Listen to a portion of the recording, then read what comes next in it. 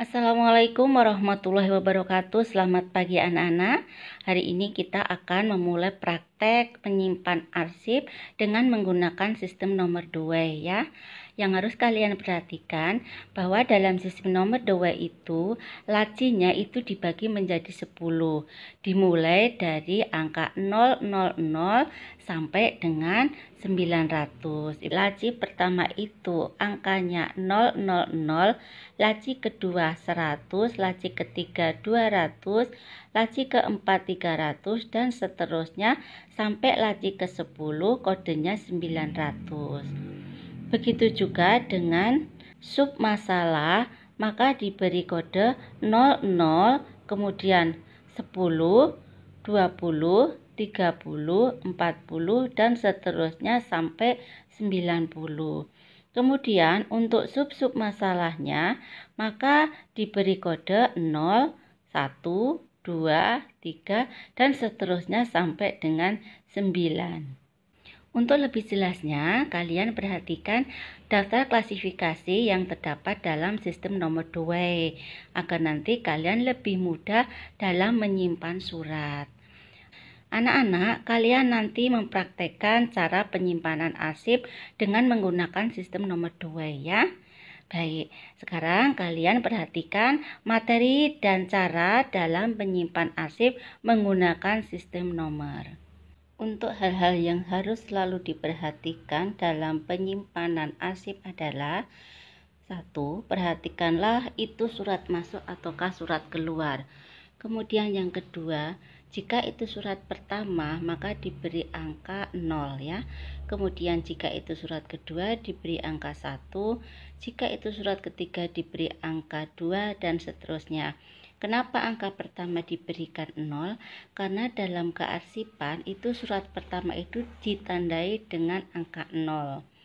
Kemudian yang ketiga, urutkanlah sesuai dengan urutan tanggal.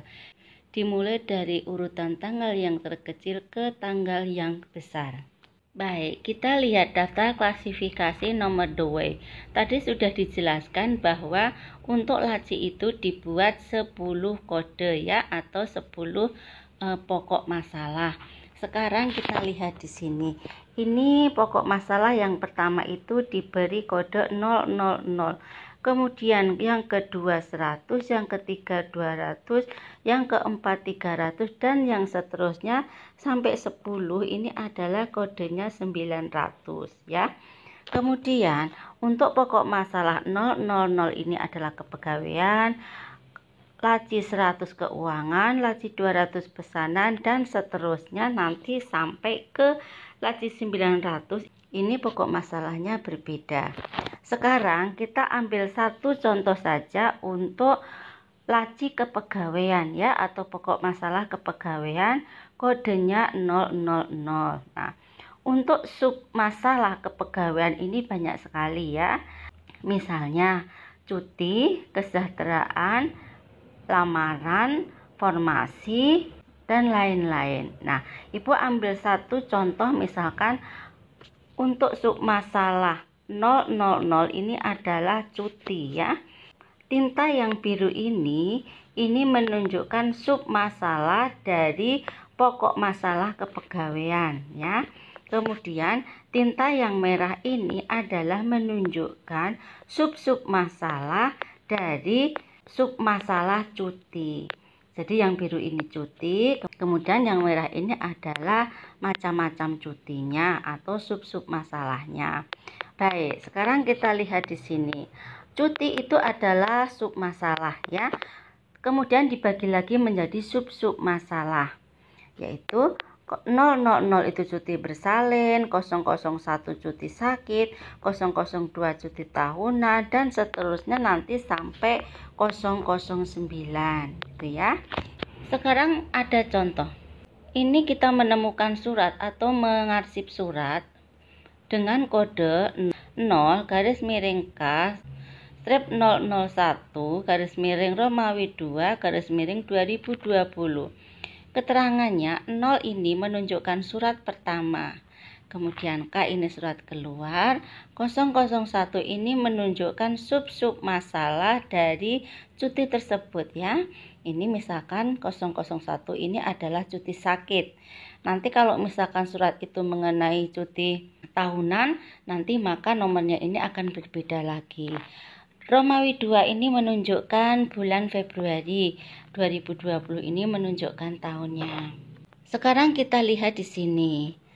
Ini surat tanggal 2 Februari, nomor surat, kemudian ini surat masuk dari siapa? Dari PT Sampurna Jaya ya. Kemudian perihalnya apa? Penawaran. Penawaran ini adalah diberikan kode 300. Kemudian maka dibuat kode arsipnya. Karena ini surat pertama di bidang penawaran, maka 0 garis miring surat masuk strip 300 ini menunjukkan penawaran. Garis miring Romawi 2 garis miring 2020. Pada tanggal 3 Februari ini surat masuk juga ya dari Dewa Prasaja perihal cuti sakit. Tadi kita lihat daftar klasifikasinya untuk cuti sakit itu adalah kodenya 001 ya. Baik, sekarang untuk kepegawaian tadi belum ada di atasnya. Maka ini adalah surat pertama. Maka kita beri angka 0 garis miring surat masuk strip 001 menunjukkan cuti sakit ya. Garis miring Romawi 2 garis miring 20. Pada tanggal 10 Februari ini surat keluar. Kemudian dari toko Santiaga perihal pesanan sepatu. Untuk pesanan tadi belum ada di atasnya, maka kita beri kode 0 garis miring K strip 200. Ini menunjukkan kode pesanan. Kemudian Romawi 2 garis miring 20. Pada tanggal 12 Februari ini dari dealer Honda tagihan kredit ya, ini keuangan. Maka tadi belum ada surat mengenai keuangan ya. Misalkan tagihan kredit ini adalah kita kasih kode 110. Maka ini adalah surat pertama 0 garis miring M strip 110 garis miring Romawi 2 garis miring 20. Kemudian nomor 5 adalah surat tanggal 13 Februari dari Dewa Prasaja. Ini surat keluar ya, panggilan wawancara. Berarti masuk apa ini? Masuk kepegawaian. Oke. Nah, kepegawaian tadi yang pertama tadi yang nomor 2 ini ya. Ini adalah 001 tentang cuti. Sekarang untuk 020 ini adalah tentang panggilan wawancara. Sekarang kita gambarkan untuk lacinya itu kodenya 000. Kemudian untuk guide pertama itu kodenya 000. Guide kedua 010, guide ketiga 020, guide keempat 030 dan seterusnya nanti sampai 090. Kemudian kita masuk ke guide pertama ya, yaitu 000. Maka di belakang guide pertama itu suratnya diberi kode 000. Kemudian surat yang kedua itu 001, surat yang ketiga 002, surat yang keempat 004, sampai dengan surat yang ke-10 009. Kemudian untuk sub masalah atau guide 010, maka surat pertama itu 010, surat kedua 011, surat ketiga 012, surat keempat 013 dan seterusnya sampai surat ke-10 yaitu 019. Kemudian untuk guide yang ketiga itu diberi kode 020.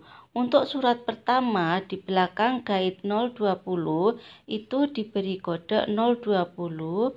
Kemudian di belakangnya 021, di belakangnya lagi 022, terus 023, 024 dan seterusnya sampai surat yang ke-10 itu diberi kode 029.